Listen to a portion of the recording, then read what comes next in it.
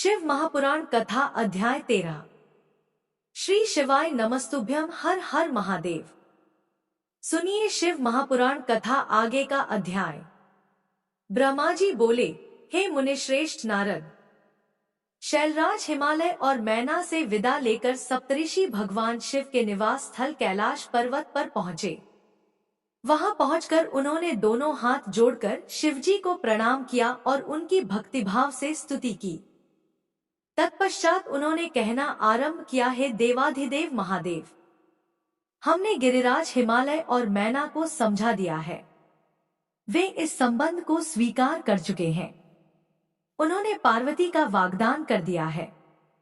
हे प्रभु, अब आप अपने पार्षदों तथा देवताओं के साथ बारात लेकर हिमालय के यहाँ जाइए और देवी पार्वती का पाणिग्रहण संस्कार करिए। भगवान, आप वेदोक्त रीति से पार्वती को अपनी पत्नी बना लीजिए। सप्तऋषियों का यह वचन सुनकर त्रिलोकीनाथ भगवान शिव बहुत प्रसन्न हुए और बोले, हे ऋषिगण, मैं विवाह के रीति रिवाजों के संबंध में कुछ नहीं जानता। आप लोगों ने पूर्व में विवाह की जो रीति देखी हो अथवा इस विषय में आप जो कुछ जानते हो, कृपया मुझे बताएं।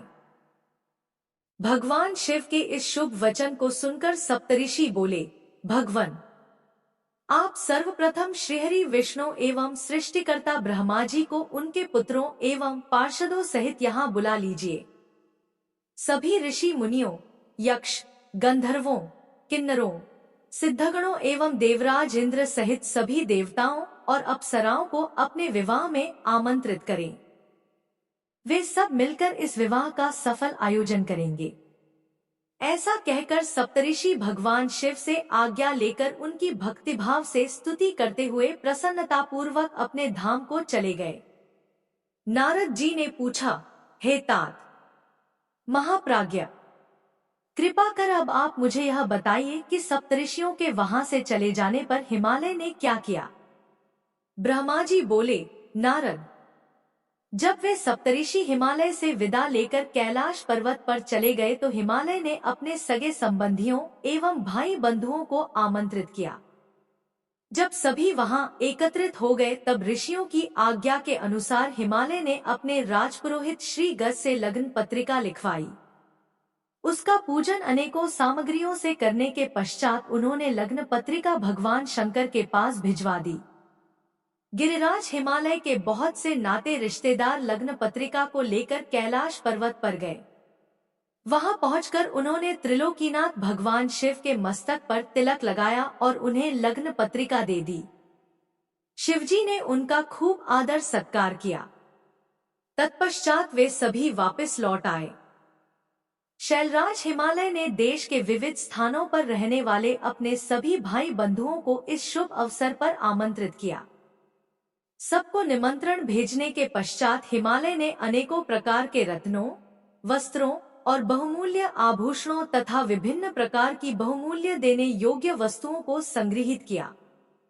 तत्पश्चात उन्होंने विभिन्न प्रकार की खाद्य सामग्री चावल, आटा, गुड़, शक्कर, दूध, दही, घी, मक्खन, मिठाइयाँ तथा पकवान आदि एकत्र किए ताकि बारात का उत्तम रीति से आदर सत्कार किया जा सके। सभी खाद्य वस्तुओं को बनाने के लिए अनेकों हलवाई लगा दिए गए। चारों ओर उत्तम वातावरण था। शुभ मुहूर्त में गिरिराज हिमालय ने मांगलिक कार्यों का शुभारंभ किया। घर की स्त्रियां मंगल गीत गाने लगी। हर जगह उत्सव होने लगे। देवी पार्वती का संस्कार कराने के पश्चात वहां उपस्थित नारियों ने उनका श्रृंगार किया। विभिन्न प्रकार के सुंदर वस्त्रों एवं आभूषणों से विभूषित पार्वती देवी साक्षात जगदम्बा जान पड़ती थी। उस समय अनेक मंगल उत्सव और अनुष्ठान होने लगे। अनेकों प्रकार के साज श्रृंगार से सुशोभित होकर स्त्रियां इकट्ठी हो गईं। शैलराज हिमालय भी प्रसन्नतापूर्वक निमंत्रित बंधु बांधवों की प्रतीक्षा करने लगे और उनके पधारने पर उनका यथोचित आदर सत्कार करने लगे। लोकोचार रीतियां होने लगी। गिरिराज हिमालय द्वारा निमंत्रित सभी बंधु बांधव उनके निवास पर पधारने लगे। गिरिराज सुमेरु अपने साथ विभिन्न प्रकार की मणियां और महारत्नों को उपहार के रूप में लेकर आए।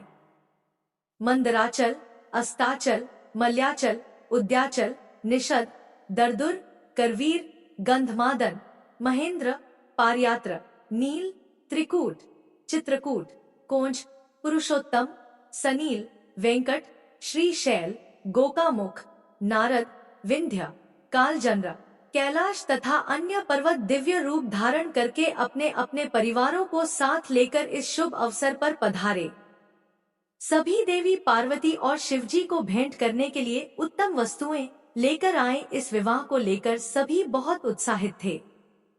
इस मंगलकारी अवसर पर शौण, भद्रा, नर्मदा, गोदावरी, यमुना, ब्रह्मपुत्र, सिंधु, विपासा, चंद्रभागा, भागीरथी, गंगा आदि नदियां भी नर नारी का रूप धारण करके अनेक प्रकार के आभूषणों एवं सुंदर वस्त्रों से सज-धज कर शिव पार्वती का विवाह देखने के लिए आईं। शैलराज हिमालय ने उनका खूब आदर सत्कार किया तथा सुंदर उत्तम स्थानों पर उनके ठहरने का प्रबंध किया। इस प्रकार शैलराज की पूरी नगरी, जो शोभा से संपन्न थी, पूरी तरह भर गई। विभिन्न प्रकार के बंधनवारों एवं ध्वज पताकाओं से यह नगर सजा हुआ था। चारों ओर चंदोवे लगे हुए थे। विभिन्न प्रकार की नीली पीली रंग बिरंगी प्रभा नगर की शोभा को और भी बढ़ा रही थी। ब्रह्मा जी बोले, हे मुनिश्रेष्ठ नारद, शैलराज हिमालय ने अपने नगर को बारात के स्वागत के लिए विभिन्न प्रकार से सजाना शुरू कर दिया। हर जगह की सफाई का विशेष ध्यान रखा गया। सड़कों को साफ कराया गया और उन पर छिड़काव कराया गया। तत्पश्चात उन्हें बहुमूल्य साधनों से सुसज्जित एवं शोभित किया गया। प्रत्येक घर के दरवाजे पर केले का मांगलिक पेड़ लगाया गया। आम के पत्तों को रेशम के धागे से बांधकर सुंदर बंधनवारें बनाई गईं। विभिन्न प्रकार के सुगंधित फूलों से हर स्थान को सजाया गया।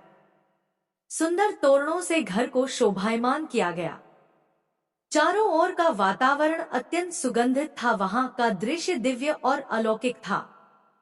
विश्वकर्मा को गिरिराज हिमालय ने आदरपूर्वक बुलवाया और उन्हें एक दिव्य मंडप की रचना करने को कहा। वह मंडप 10,000 योजन लंबा और चौड़ा था। वह दिव्य मंडप 40,000 कोस के विस्तृत क्षेत्र में फैला हुआ था। विश्वकर्मा, जो कि देवताओं के शिल्पी कहे जाते हैं, उन्होंने इस उत्तम मंडप की रचना करके अपनी कुशलता एवं निपुणता का परिचय दिया। यह मंडप अद्भुत जान पड़ता था। उस मंडप में अनेकों प्रकार के स्थावर, जंगम पुष्प तथा स्त्री पुरुषों की मूर्तियां बनाई गई थी, जो कि इतनी सुंदर थी कि यह निश्चय कर पाना कठिन था कि कौन ज्यादा सुंदर एवं मनोरम है। वहां जल में थल तथा थल में जल दिखाई पड़ रहा था।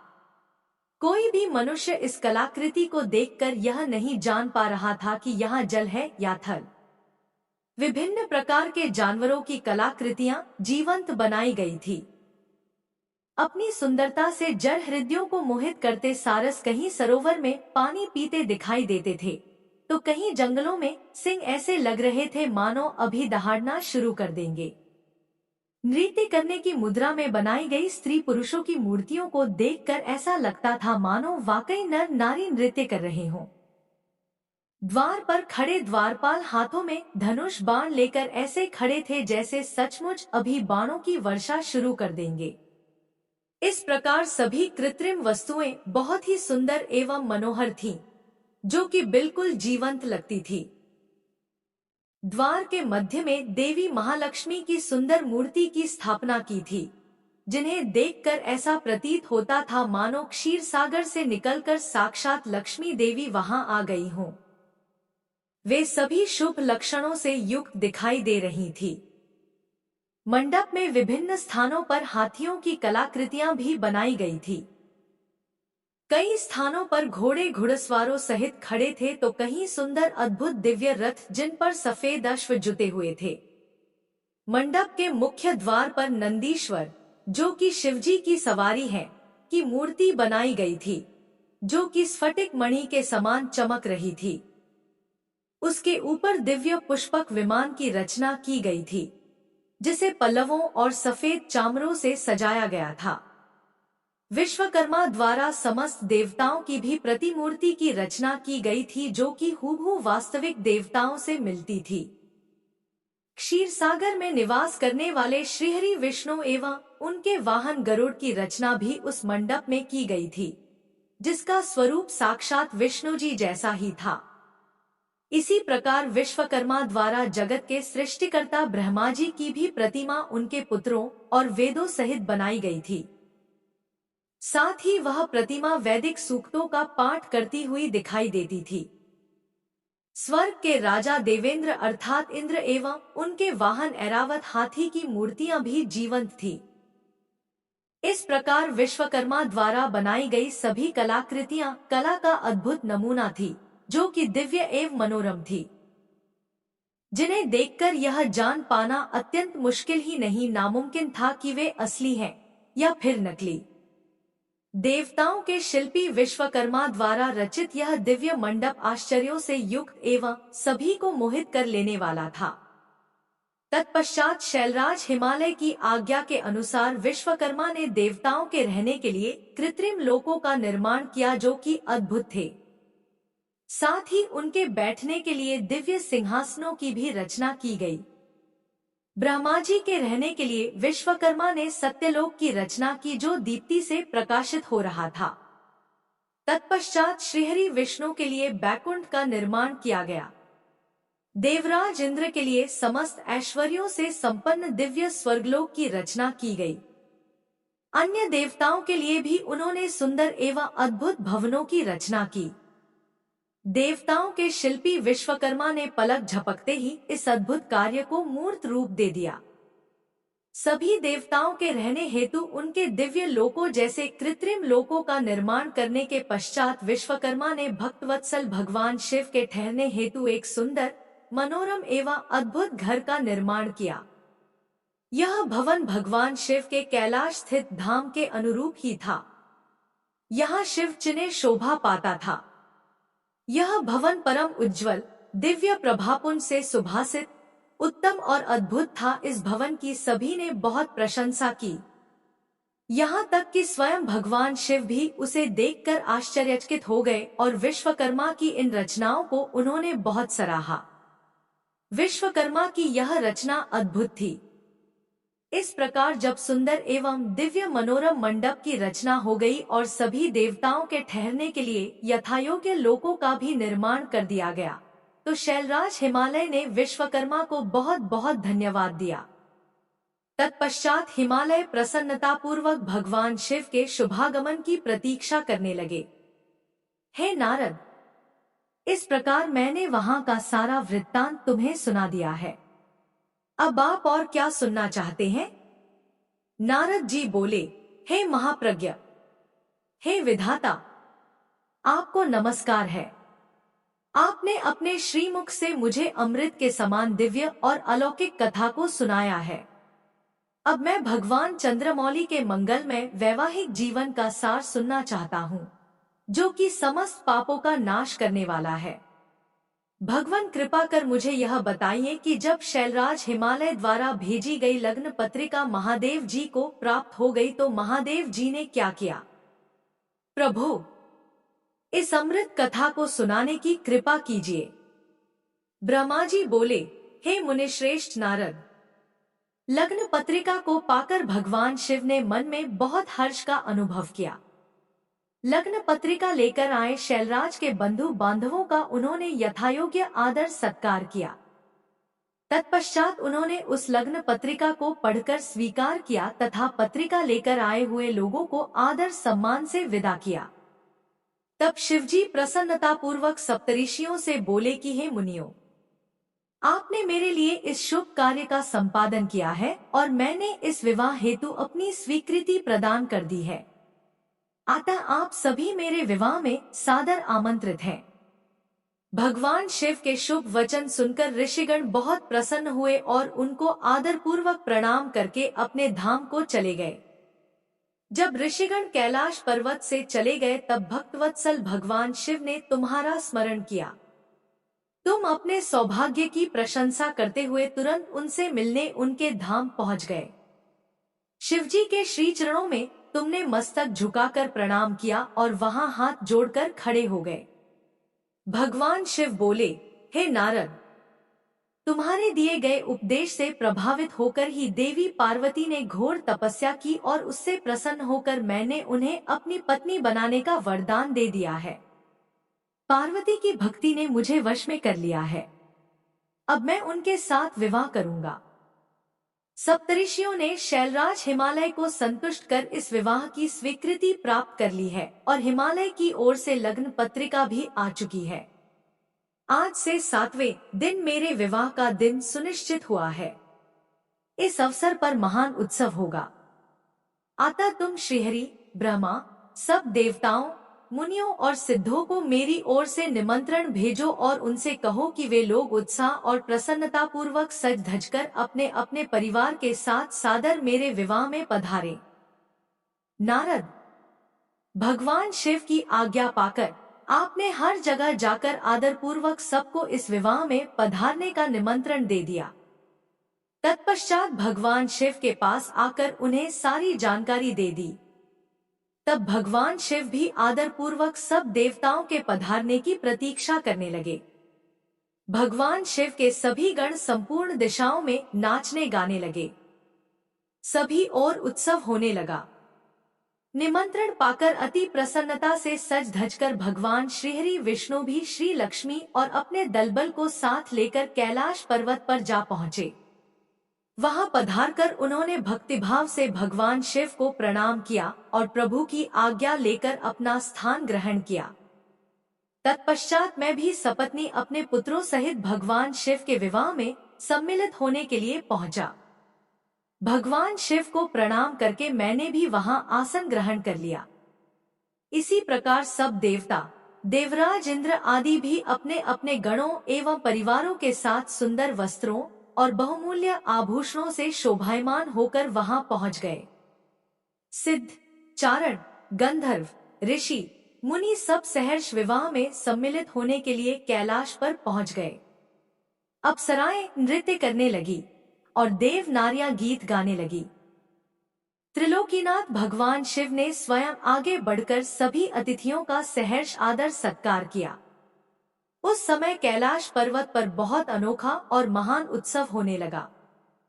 सभी देवगण हर कार्य को कुशलता के साथ संपन्न कर रहे थे, मानो उनका अपना ही कार्य हो। प्रसन्नता पूर्वक सातों मातृकाएं शिवजी को आभूषण पहनाने लगी। लोकोचार रीतियां करके भगवान शिव की आज्ञा से श्री विष्णु आदि सभी देवता वरयात्रा अर्थात बारात ले जाने की तैयारी करने लगे। सातों माताओं ने भगवान शिव का श्रृंगार किया। उनके मस्तक पर तीसरा नेत्र मुकुट बन गया, चंद्रकला का तिलक लगाया गया। उनके गले में पड़े दोनों सांपों को उन्होंने और ऊंचा कर लिया और वे इस प्रकार प्रतीत होने लगे मानो सुंदर कुंडल हों। इसी प्रकार सभी अंगों पर सांप लिपट गए जो आभूषण की सी शोभा देने लगे। सारे अंगों पर चिता की भस्म रमा दी गई, वह चंदन के समान चमक उठी। वस्त्र के स्थान पर सिंह तथा हाथी की खाल को उन्होंने ओढ़ लिया। इस प्रकार श्रृंगार से सुशोभित होकर भगवान शिव दूल्हा बनकर तैयार हो गए। उनके मुखमंडल पर जो आभा सुशोभित हो रही थी, उसका वर्णन करना कठिन है। वे साक्षात ईश्वर हैं। तत्पश्चात समस्त देवता, यज्ञ, दानव, नाग, पक्षी, अप्सरा और महर्षिगण मिलकर भगवान शिव के पास गए और प्रसन्नता पूर्वक बोले, हे महादेव, महेश्वर जी, अब आप देवी पार्वती को ब्याह लेने के लिए हम लोगों के साथ चलिए और हम पर कृपा कीजिए।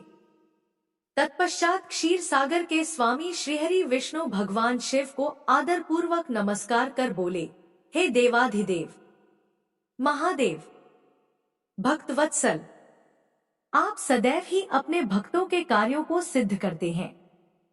हे प्रभु, आप गिरिजानंदिनी देवी पार्वती के साथ वेदोक्त रीति से विवाह करिए। आपके द्वारा उपयोग में लाई जाने वाली विवाह रीति ही जगत में विवाह रीति के रूप में विख्यात होगी। भगवान, आप कुलधर्म के अनुसार मंडप की स्थापना करके इस लोक में अपने यश का विस्तार कीजिए। भगवान विष्णु के ऐसा कहने पर महादेव जी ने विधिपूर्वक सब कार्य करने के लिए मुझ ब्रह्मा से कहा। तब मैंने श्रेष्ठ मुनियों कश्यप, अत्रि, वशिष्ठ, गौतम, भागुरी गुरु, कण्व, बृहस्पति, शक्ति, जमदग्नि, पराशर, मार्कंडेय, अगस्त्य, च्यवन, गर्ग, शिलापाक, अरुणपाल, अकृतश्रम, शिलाद, दधीचि, उपमन्यु, भरद्वाज, अकृतवर्ण, पिप्पलाद, कुशिक, कौत्स तथा शिष्यों सहित व्यास आदि उपस्थित ऋषियों को बुलाकर भगवान शिव की प्रेरणा से विधिपूर्वक अभ्युदय कर्म कराए। सबने मिलकर भगवान शंकर की रक्षा विधान करके ऋग्वेद, यजुर्वेद द्वारा स्वस्तिवाचन किया। फिर सभी ऋषियों ने सहर्ष मंगल कार्य संपन्न कराए। तत्पश्चात ग्रहों एवं विघ्नों की शांति हेतु पूजन कराया। इन सब वैदिक और अलौकिक कर्मों को विधिपूर्वक संपन्न हुआ देखकर भगवान शिव बहुत प्रसन्न हुए। तब भगवान शिव हर्षपूर्वक देवताओं और ब्राह्मणों को साथ लेकर अपने निवास स्थान कैलाश पर्वत से बाहर आए। उस समय शिवजी ने सब देवताओं और ब्राह्मणों को आदरपूर्वक हाथ जोड़कर नमस्कार किया। चारों ओर गाजे बाजे बजने लगे, सभी मंत्रमुग्ध होकर नृत्य करने लगे। वहां बहुत बड़ा उत्सव होने लगा। ब्रह्मा जी बोले, हे मुनिश्रेष्ठ नारद, भगवान शिव ने कुछ गणों को वहीं रुकने का आदेश देते हुए नंदीश्वर सहित सभी गणों को हिमालयपुरी चलने की आज्ञा दी। उसी समय गणों के स्वामी शंखकरण करोड़ों गण साथ लेकर चल दिए। फिर भगवान शिव की आज्ञा पाकर गणेश्वर, शंखकरण, केकराक्ष, विकृत, विशाख, पारिजात, विकृतानन, दुंदुभ, कपाल, संदारक, कंदुक, कुंडक, विष्टंभ, पिप्पल, सनादक, आवेशन, कुंड, पर्वतक, चंद्रतापन, काल, कालक, महाकाल, अग्निक, अग्निमुख, आदित्य मूर्धा, घनावह, सन्नाह, कुमुद, अमोघ, कोकिल, सुमंत्र, काकपादोदर, संतानक, मधुपिंग, कोकिल, पूर्णभद्र, नील, चतुर्वक्त्र, करण, अहिरोमक, यज्वाक्ष, शतमन्यु, मेघमन्यु, काष्ठागूढ़, विरूपाक्ष, सुकेश, वृषभ, सनातन, तालकेतु, षणमुख, चैत्र, स्वयं प्रभु, लकुलीश, लोकांतक, दीप्तात्मा, दैन, यांतक, भिंगिरिटी, देवदेव प्रिय, अश्नि, भानुक, प्रमथ तथा वीरभद्र अपने असंख्य गणों को साथ लेकर चल पड़े। नंदीश्वर एवं गणराज भी अपने अपने गणों को ले क्षेत्रपाल और भैरव के साथ उत्साहपूर्वक चल दिए। उन सभी गणों के सिर पर जटा, मस्तक पर चंद्रमा और गले में नील चिन्ह था। शिवजी ने रुद्राक्ष के आभूषण धारण किए हुए थे। शरीर पर भस्म शोभायमान थी। सभी गणों ने हार, कुंडल, केयूर तथा मुकुट पहने हुए थे। इस प्रकार त्रिलोकीनाथ महादेव अपने लाखों करोड़ों शिवगणों तथा मुझे, श्रीहरि और अन्य सभी देवताओं को साथ लेकर धूमधाम से हिमालय नगरी की ओर चल दिए। शिवजी के आभूषणों के रूप में अनेक सर्प उनकी शोभा बढ़ा रहे थे और वे अपने नंदी बैल पर सवार होकर पार्वती जी को ब्याहने के लिए चल दिए। इस समय चंडी देवी महादेव जी की बहन बनकर खूब नृत्य करती हुई उस बारात के साथ हो चली। चंडी देवी ने सांपों को आभूषणों की तरह पहना हुआ था और वे प्रेत पर बैठी हुई थी तथा उनके मस्तक पर सोने से भरा कलश था जो कि दिव्य प्रभापुंज सा प्रकाशित हो रहा था। उनकी यह मुद्रा देखकर शत्रु डर के मारे कांप रहे थे। करोड़ों भूत प्रेत उस बारात की शोभा बढ़ा रहे थे। चारों दिशाओं में डमरुओं, भेरियों और शंखों के स्वर गूंज रहे थे। उनकी ध्वनि मंगलकारी थी जो विघ्नों को दूर करने वाली थी। श्रीहरि विष्णु सभी देवताओं और शिवगणों के बीच में अपने वाहन गरुड़ पर बैठकर चल रहे थे। उनके सिर के ऊपर सोने का छत्र था। चमर ढुलाए जा रहे थे। मैं भी वेदों, शास्त्रों, पुराणों, आगमों, सनकादि महासिद्धों, प्रजापतियों, पुत्रों तथा अन्यान्य परिजनों के साथ शोभायमान होकर चल रहा था। स्वर्ग के राजा इंद्र भी ऐरावत हाथी पर आभूषणों से सज धजकर बारात की शोभा में चार चांद लगा रहे थे। भक्तवत्सल भगवान शिव की बारात में अनेक ऋषि मुनि और साधु संत भी अपने दिव्य तेज से प्रकाशित होकर चल रहे थे।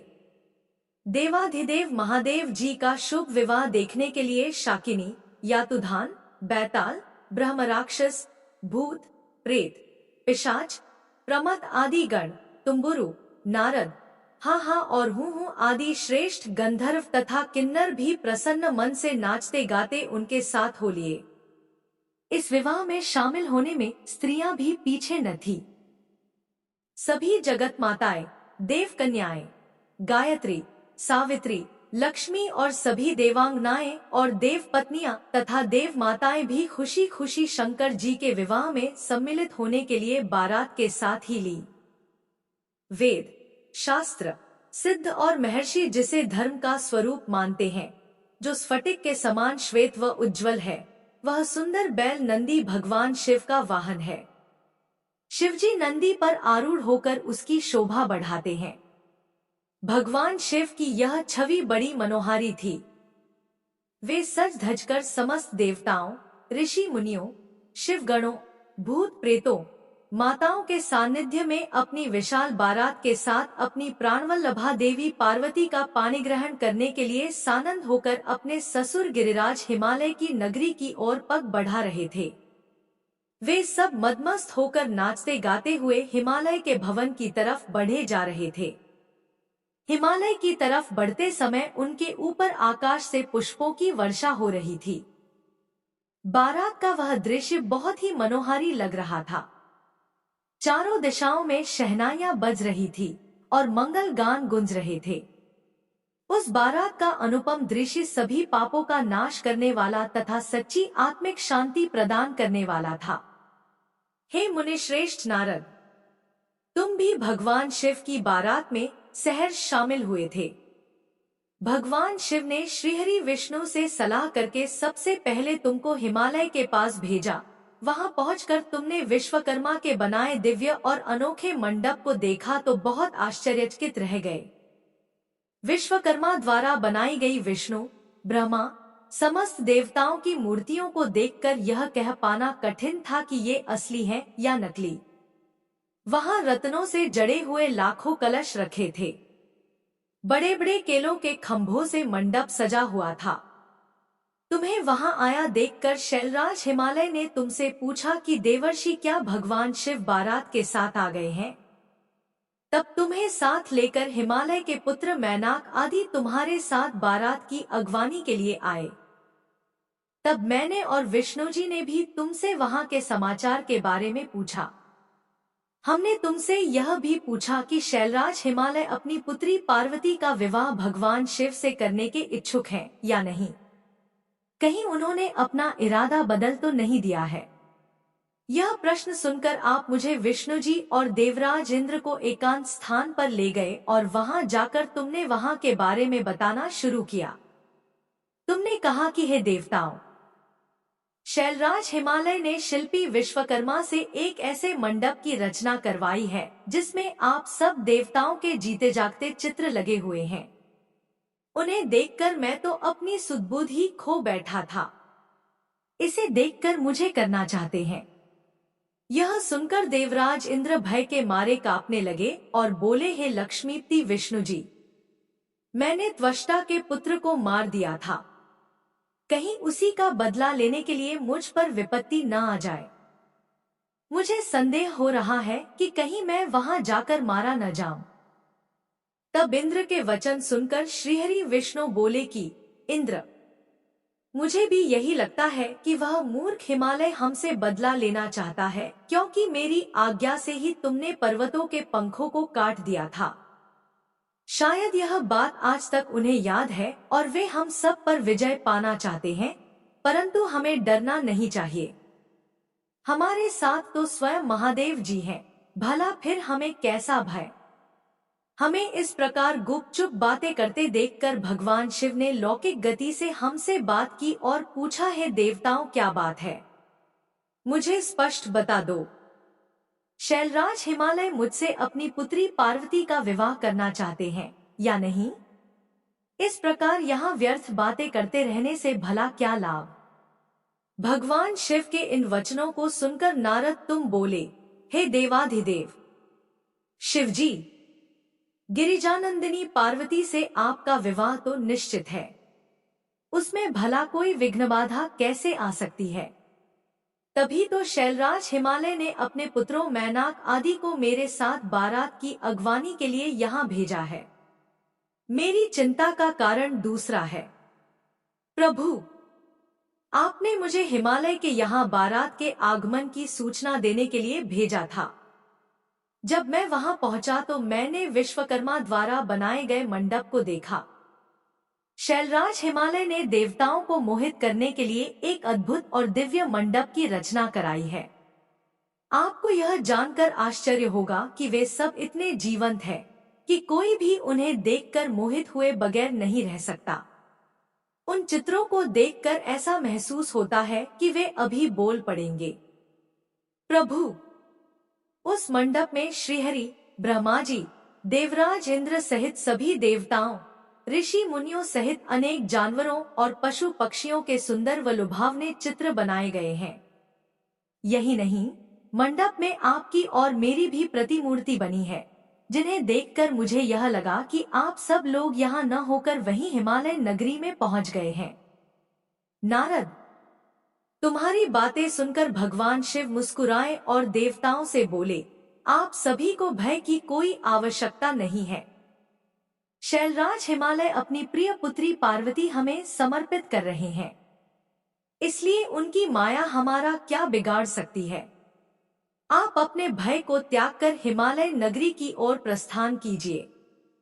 भगवान शिव की आज्ञा पाकर सभी बाराती भयमुक्त होकर उत्साह और प्रसन्नता के साथ पुनः नाचते गाते शिव बारात में चल दिए।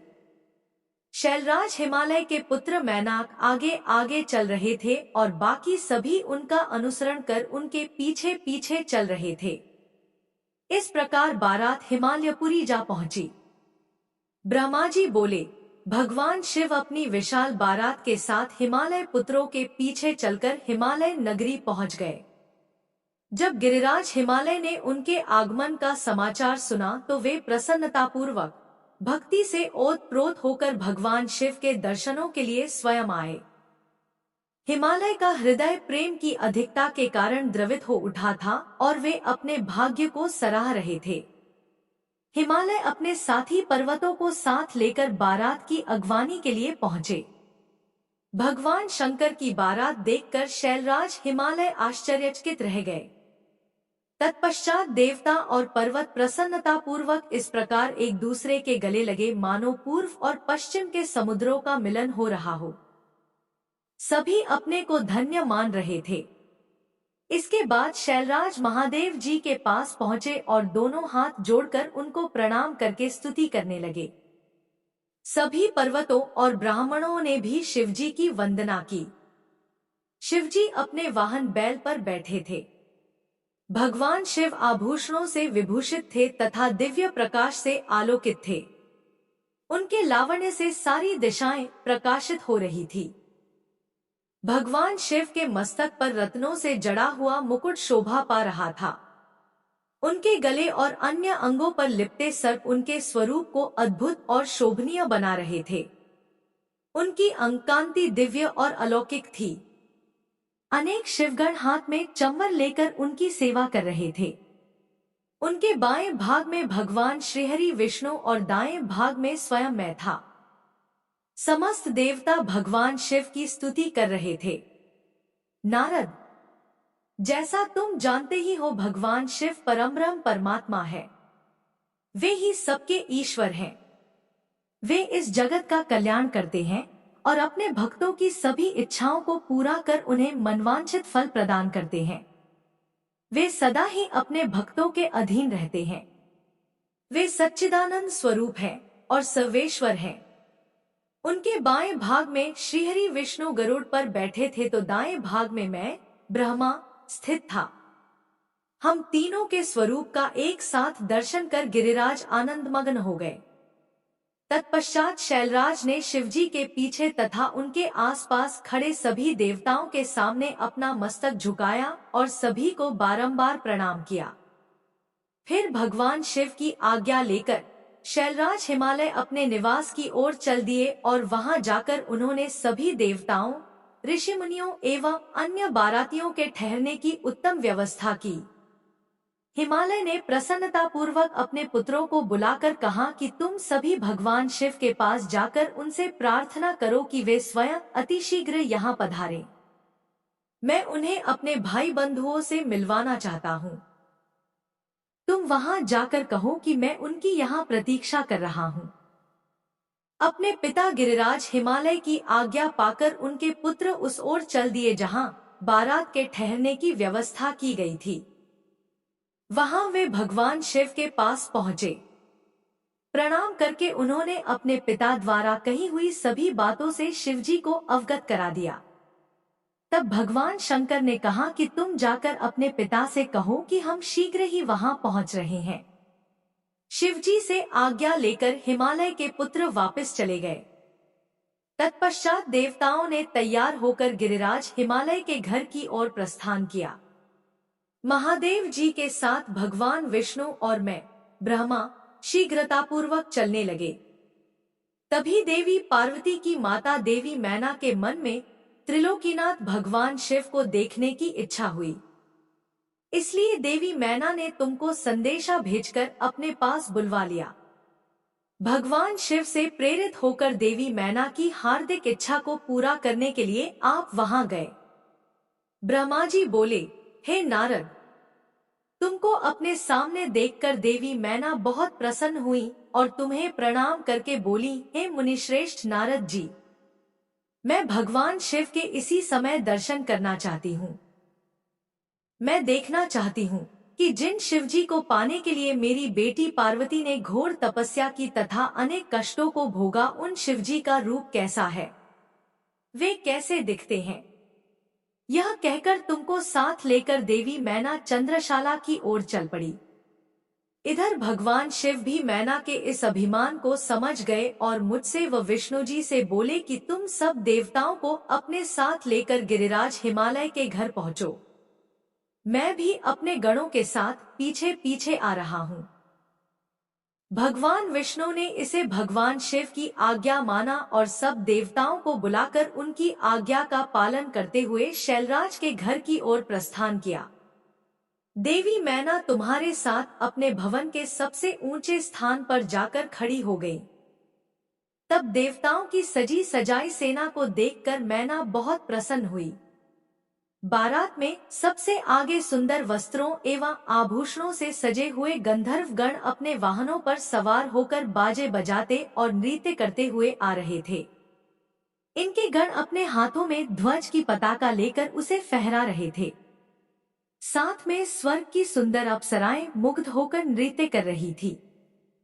उनके पीछे वसु आ रहे थे। फिर मणिग्रीवादी यक्ष, यमराज, निरृति, वरुण, वायु, कुबेर, ईशान, देवराज इंद्र, चंद्रमा, सूर्य, भृगु आदि देव व मुनीश्वर एक से एक सुंदर और मनोहारी रूप के स्वामी थे और सर्वगुण संपन्न जान पड़ते थे। उन्हें देखकर नारद वह तुमसे यही प्रश्न करती कि क्या यही शिव, तब तुम मुस्कुराकर यह उत्तर देते कि नहीं, ये भगवान शिव के सेवक हैं। देवी मैना यह सुनकर हर्ष से विभोर हो जात कि जब उनके सेवक इतने सुंदर और वैभवशाली हैं, तो वे स्वयं कितने रूपवान और ऐश्वर्य संपन्न होंगे। उधर दूसरी ओर भगवान शिव, जो कि सर्वेश्वर हैं, उनसे भला जगत की कोई बात कैसे छिप सकती है। वे देवी मैना के हृदय की बात तुरंत जान गए और मन ही मन उन्होंने उनके मन में उत्पन्न अहंकार का नाश करने का निश्चय कर लिया। तभी वहां से, जहां मैना और नारद तुम खड़े हुए थे, श्रीहरि विष्णु पधारे। उनकी कांति के सामने चंद्रमा की कांति भी फीकी पड़ जाती है। वे जलंधर के समान श्याम तथा चार भुजाधारी थे और उन्होंने पीले वस्त्र पहन रखे थे। उनके नेत्र कमल दल के समान सुंदर व प्रकाशित हो रहे थे। वे गरुड़ पर विराजमान थे। शंख, चक्र आदि उनकी शोभा में वृद्धि कर रहे थे। उनके सिर पर मुकुट जगमगा रहा था और वक्ष स्थल में श्रीवत्स का चिन्ह था। उनका सौंदर्य अप्रतिम तथा देखने वाले को मंत्रमुग्ध करने वाला था। उन्हें देखकर देवी मैना के हर्ष की कोई सीमा न रही और वे तुमसे बोली कि जरूर यही मेरी पार्वती के पति भगवान शिव होंगे। नारद जी, देवी मैना के वचनों को सुनकर आप मुस्कुराए और उनसे बोले कि देवी, ये आपकी पुत्री पार्वती के होने वाले पति भगवान शिव नहीं, बल्कि क्षीर सागर के स्वामी और जगत के पालक श्रीहरि विष्णु हैं। ये भगवान शिव के प्रिय हैं और उनके कार्यों के अधिकारी भी हैं। हे देवी, गिरिजा के पति भगवान शिव तो संपूर्ण ब्रह्मांड के अधिकारी हैं। वे सर्वेश्वर हैं और वही परम ब्रह्मा परमात्मा है। वे विष्णु जी से भी बढ़कर हैं। तुम्हारी ये बातें सुनकर मैना शिवजी के बारे में बहुत कुछ सोचने लगी कि मेरी पुत्री बहुत भाग्यशाली और सौभाग्यवती है, जिसे धन वैभव और सर्वशक्ति संपन्न वर मिला है। यह सोचकर उनका हृदय हर्ष से प्रफुल्लित हो रहा था। वे शिवजी को दामाद के रूप में पाकर अपने कुल का भाग्योदय मान रही थी। वे कह रही थी कि पार्वती को जन्म देकर मैं धन्य हो गई। मेरे पति गिरिराज हिमालय भी धन्य हो गए। मैंने अनेक तेजस्वी देवताओं के दर्शन किए। इन सभी के द्वारा पूज्य और इन सब के अधिपति मेरी पुत्री पार्वती के पति हैं। फिर तो मेरा भाग्य सर्वथा सराहने योग्य है। इस प्रकार मैना अभिमान में आकर जब यह सब कह रही थी, उसी समय उसका अभिमान दूर करने के लिए अपने अद्भुत रूप वाले गणों को आगे करके शिवजी भी आगे बढ़ने लगे। भगवान शिव के सभी गण मैना के अहंकार और अभिमान का नाश करने वाले थे। भूत, प्रेत, पिशाच आदि अत्यंत कुरूप गणों की सेना सामने से आ रही थी। उनमें से कई बवंडर का रूप धारण किए थे। किसी की टेढ़ी सूंड थी, किसी के होंठ लंबे थे, किसी के चेहरे पर सिर्फ दाढ़ी मूंछें ही दिखाई देती थी, किसी के सिर पर बाल नहीं थे तो किसी के सिर पर बालों का घना जंगल था। किसी की आंखें नहीं थी, कोई अंधा था तो कोई काना, किसी की तो नाक ही नहीं थी। कोई हाथों में बड़े भारी भारी मुद्गर लिए था तो कोई औंधा होकर चल रहा था। कोई वाहन पर उल्टा होकर बैठा हुआ था। उनमें कितने ही लंगड़े थे। किसी ने दंड और पाश ले रखे थे। सभी शिवगण अत्यंत कुरूप और विकराल दिखाई देते थे। कोई सींग बजा रहा था तो कोई डमरू तो कोई गोमुख को बजाता हुआ आगे बढ़ रहा था। उनमें किसी का सिर नहीं था तो किसी के धड़ का पता नहीं चल रहा था तो किसी के अनेकों मुख थे। किसी के चेहरे पर अनगिनत आंखें लगी थी तो किसी के अनेकों पैर थे। किसी के हाथ नहीं थे तो किसी के अनेकों कान थे तो किसी के अनेकों सिर थे। सभी शिवगणों ने अचंभित करने वाली वेशभूषा धारण की हुई थी। कोई आकार में बहुत बड़ा था तो कोई बहुत छोटा था। वे देखने में बहुत ही भयंकर लग रहे थे। उनकी लंबी चौड़ी विशाल सेना मदमस्त होकर नाचते गाते हुए आगे बढ़ रही थी। तभी तुमने अंगुली के इशारे से शिवगणों को दिखाते हुए देवी मैना से कहा के दर्शन करना। देवी, पहले आप भगवान शिव के गणों को देख लें। तत्पश्चात महादेव जी भूत प्रेतों की इतनी बड़ी सेना को देखकर देवी मैना भय से कांपने लगी। इसी सेना के बीच में 5 मुख वाले, 3 नेत्रों, 10 भुजाओं वाले, शरीर पर भस्म लगाए, गले में मुंडों की माला पहने, गले में सर्पों को डाले, बाघ की खाल को ओढ़े, पिनाक धनुष हाथ में उठाए, त्रिशूल कंधे पर रखकर बड़े कुरूप और बूढ़े बैल पर चढ़े हुए भगवान शंकर देवी मैना को दिखाई दिए। उनके सिर पर जटाजूट थी और आंखें भयंकर लाल थी। नारद, तभी तुमने मैना को बताया कि वे ही भगवान शिव हैं। तुम्हारी यह बात सुनकर देवी मैना अत्यंत व्याकुल होकर तेज वायु के झकोरे लगने से टूटी लता के समान धरती पर धड़ाम से गिरकर मूर्छित हो गई। उनके मुख से सिर्फ यही शब्द निकले कि सबने मिलकर मुझे छलकपट से राजी किया है। मैं सबके आग्रह को मानकर बर्बाद हो गई। मैना के इस प्रकार बेहोश हो जाने पर उनकी अनेकों दासियां वहां भागती हुई आ गई। अनेकों प्रकार के उपाय करने के पश्चात धीरे धीरे मैना होश में आई। आज के अध्याय में बस इतना ही। इससे आगे का वृतांत सुनिएगा अगले अध्याय में। तब तक के लिए जय श्री कृष्णा, राधे राधे।